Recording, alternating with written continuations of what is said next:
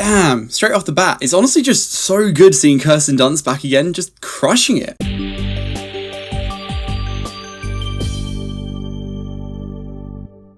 Civil War. This is a team up with A24 Studios and director Alex Garland, the man behind some very thought-provoking materials like 28 Days Later, Annihilation, and Ex Machina. Oh god, that was 10 years ago now? Civil War is about a journey across a dystopian future America following a team of military-embedded journalists as they race against time to reach DC before rebel factions descend upon the White House. I saw it yesterday and quite frankly, I loved it. But I had a little skim across the typical sites and I'm a little surprised how mixed the reception's been for this. At the time of recording, it's 7.6 on IMDb, fair enough. Rotten Tomatoes, I hate the site, but it's 86% on that, so that at least makes sense as well. But then the cinema score is currently sitting at a B-, and this is the score they get from surveying audiences who come out the cinema opening night having just seen it. It's usually an indication of the audience expectation of the film versus their reaction and reception. So being a B- kind of indicates general audiences might not have been expecting Civil War to be, well, the film it is. And I can get that. I think I have an idea why. But in this case, it should absolutely not reflect the quality of the film. The biggest problem this film has going against itself is the name, because the name of the film and the trailer you watch, it makes you think it's about a modern day civil war taking place across America and the chaos and war that comes with it. And yes, that's technically there, but the film really isn't about that. It's about our team of reporters we follow as they travel from New York to Washington DC so that they can try interviewing the president. If the title of the film was to truly reflect its story, it should be called something like The Journalist, but Civil War would likely get more butts in seats. It borrows a lot of elements from The Last of Us. Doesn't help that both main male characters are called Joel, they look similar to each other, and there's also a younger girl they travel across a dystopian America with, but also mainly in terms of imagery, theme, and story structure.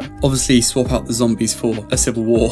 And that's in no way a bad thing. It works great here, but it's not that intense, fast-paced, wartime action film I think some were expecting. At least it's not that all the time. Instead, it's this adventure focusing more on the character growth of our reporters in an environment that questions what America would look like if it was tearing itself apart. And it's intense in different ways. There's a great decision not to have a general soundtrack as they jump from town to town, and with these incredible set designs with the eerie silence, you end up holding your breath anticipating what might go wrong. I loved the design of the world being so familiar in this modern day, yet having loads of things just being weirdly out of place with crashed helicopters, looted shops, and just random dead bodies all over the place. And like I said, there's still a lot of shit that does go down. There's an incredible use of sound design which makes you feel every gunshot being fired off. It's just deep and heavy. And then when it does get fast paced and chaotic, they break up the action with these pictures taken by the journalists at the time. Such a great idea doing this. The images used are very impactful and they serve to further drill in the emotions of just how messed up this all is. Even outside of the still imagery, the general cinematography is gorgeous, with wonderfully framed shots all taken from mainly eye-level perspective, so we feel right in the moment with them. I think people were getting slightly mad about how political this was, but I feel Alex Garland does a good job of keeping this pretty politically net neutral. The opposing force in this civil war is a team made up of California and Texas, two big states which support different parties typically. And we don't follow one side or the other being told who to support. We just follow the journalists whose responsibility is to be, well, net neutral and just report. And it's not really even about the Civil War in the first place, it's more about our journalist characters. I think the Civil War aspect is just there to provoke thought on, well, what we always joke about, America being America's own worst enemy, but giving us a serious look on how it would impact towns and people across the country. Moving on to the magic quattro that makes this work, Kirsten Dunst is phenomenal. I haven't seen her in a film in